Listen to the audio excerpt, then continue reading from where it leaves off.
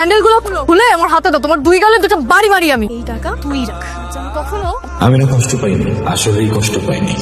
যে জিনিসটা ঘটবে এর আভাস আমরা যখন আগে থেকেই পাই তখন আর কষ্ট পাই না। এটা কিন্তু হওয়ারই ছিল। আমরা যা ভাবি তা ঘটে গেলে। আচ্ছা কি ট্রাই করবো আজকে আমরা? যেটা খুশি সেটা ট্রাই করো। আমি একটা স্যান্ডউইচ, প্যানকেকস আর একটা কোল্ড কফি। শিওর হ্যাঁ শিওর। শিওর। আচ্ছা অর্ডার করো। তুমি কি খাবা দেখো? কেমনে খাবো? স্টুডেন্টকে পড়াচ্ছিলাম না, দে ভেরি কেয়ারিং। এত খাওয়াইলো, এত নাস্তা দিলো, জায়গা হচ্ছে পেটটা আর পড়তেছিলাম। আচ্ছা তুমি একটা লেমনেড খাও। লেমন খাবো? আচ্ছা দাঁড়াও তো, এটা লেমন খাই নাকি? না বেশি বড় হবে, প্রাইসটা দেখছো? তার মানে অনেক বড় লেমন। এত এত বড় লেমন খাইতে পারবো না। একটা কথা বলি তোমাকে, লেমনের মানে কি? লেবুর পানি। দেখছো লেবুর পানির দামটা কত লিখে দেখছো? 450 টাকা। মানে একটা লেবুর পানি 450 টাকা, মানে বুঝো কত বড়। এত বড় খাবো কি হবে? পেটে জায়গা হবে না। এই যে ভাই এক্সকিউজ মি। স্যার ভালো। আচ্ছা একটা স্যান্ডউইচ হবে, প্যানকেকস আর একটা কফি হবে। কফি। হ্যাঁ স্যান্ডউইচ 400 টাকা, কফি 180, প্যানকেক 350 টাকা।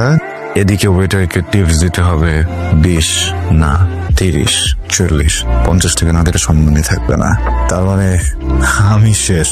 এখন আমার সামনে মেয়েটা খাবে আর আমি অসহায় ভাবে তাকিয়ে দেখবো। আচ্ছা মেয়েরা অর্ডার করার সময় ছেলেদের জিজ্ঞেস করে না কেন যে আজ কত বাজেট আছে তোমার কাছে বাবু? আচ্ছা তোমার আজকে নেক্সট টিউশনিটা কয়টায়? 5টায়। এত বড় ঘরের ছেলে হয়ে টিউশনি করাও কেন? কি দরকার? না করলেও তো পারো। এবার না তো করাই যায়, কিন্তু ওই যে শুধু তো ফ্যামিলিটা বড় না, শুধু মানুষটাও বড়, তাই না?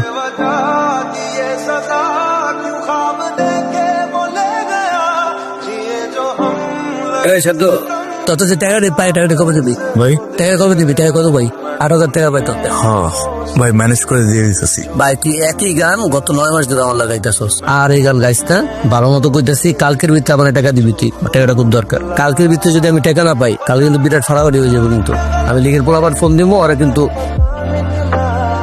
ভাই আমি করছি কি ভাই, ঘরে ঘটনা আছে, ফতে ফাটাফাটি করেন না ভাই। আমরা তো একই জায়গায় থাকি। ছোট ভাই আপনি প্লিজ ভাই একটু কনসিডার করেন। আমি আপনাকে রিকোয়েস্ট করছি ভাই, প্লিজ ভাই এইসব লিঙ্ক মিন দেখেন না ভাই। না, আমার কাছে আর কিচ্ছু করার নাই। কালকের ভিতরে আমার টাকা দিব হয়। টাকা যদি আমি না পাই, তাহলে যেটা খুশি ওটাই। 8,000 টাকা লাগবে? আচ্ছা একটু দাঁড়াও, আমি দেখে আসছি নাকি। বাট জান হঠাৎ তোমার টাকা লাগবে যে? এটা ইমার্জেন্সি চলে আসছে। আচ্ছা একটু দাঁড়াও, এখানে হবে মনে হয়, দেখো তো। Thank you. থ্যাংক ইউ বলছো কেন? শোনো, তোমার টাকাই আমার টাকা, আমার টাকাই তোমার টাকা। কি হলো চুপ হয়ে গেল যে? না আচ্ছা শব্দ, তোমার বাবার এত বড় বিজনেস, তুমি বিজনেস জয়েন করো না? না, নিজে কিছু করতে চাই। বুঝতে পারছি, বাট আমার তো একটা বিয়ের বয়স আছে তাই না? আমার বাসায় কিন্তু খুবই প্রেশার দিচ্ছে। দেখো চাকরিটা পাওয়া পর্যন্ত একটু অপেক্ষা করো। আর কতদিন ওয়েট করবো? আচ্ছা তোমার কি আমাকে বিয়ে করার ইচ্ছা নাই তাই না? তোমার ফ্যামিলি মনে হয় আমাকে মানবে না। কেমন মানবে? তোমার ভাবসাব দেখে তো মনে হচ্ছে না, খালি কথা ঘুরাচ্ছ। দেখো আমি আর কোনোভাবে 1 বছর আটকায় রাখতে পারবো, এরপর আমার বাসায় মানুষ আর কোনোভাবেই মানবে না। কেন ভাব তুমি আমাকে এই বছরই বিয়ে করবে?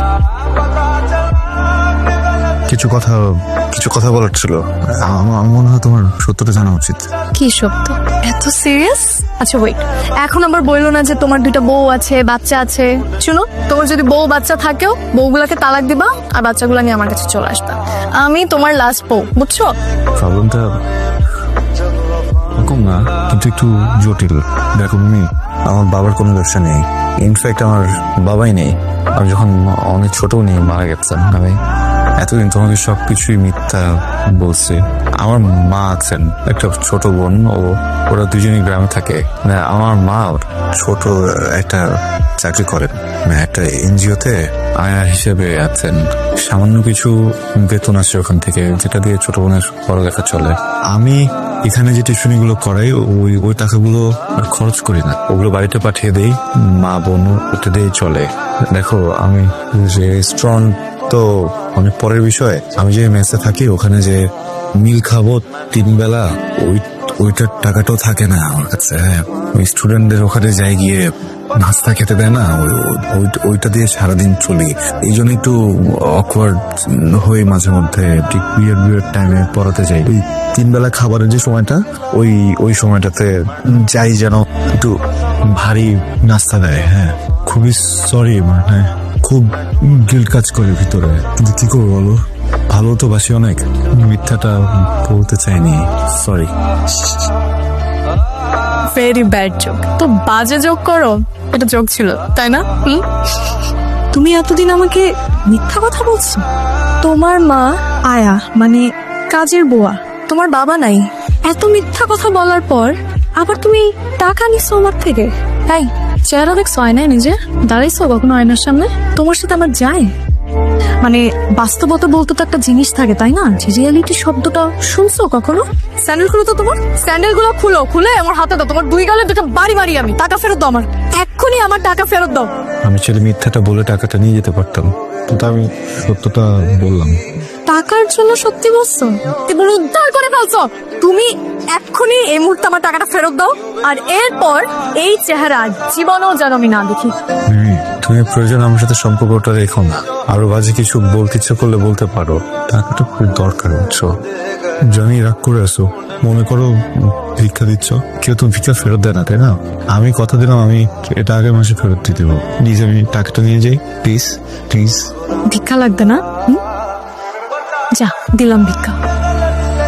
এই টাকা তুই রাখ, আর যেন কখনো আমার ত্রিসীমানাও তোমাকে না দেখি। আমি না কষ্ট পাইনি, আসলেই কষ্ট পাইনি।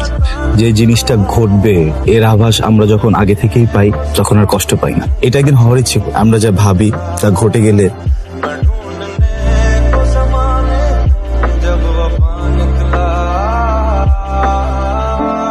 কি সুন্দর মানুষ, কি সুন্দর করে ভাত খায়, দেখতেই আরাম লাগে, কিন্তু আমার পেটে ব্যারাম লাগে। হোটেলে সাজানো তরকারিগুলো আমার দিকে তাকিয়ে প্রশ্ন করছে, খেতে চাস? খেতে গেলে তো টাকা লাগবে, টাকা আছে পকেটে? পকেটে তো টাকা নাই। রিজিক, আল্লাহ রাব্বুল আলামিন কার কোথায় রিজিক লিখে রাখছেন এটা উনিই ভালো জানেন। আমার রিজিক হয়তো ভাই অর্ধেক রুটিতে, আমি জানি অর্ধেক রুটিতে আমার পেট ভরবে না, আমার পেটকে বুঝ তো দেওয়া যাবে। স্যার আপনি এভাবে খাচ্ছেন কেন?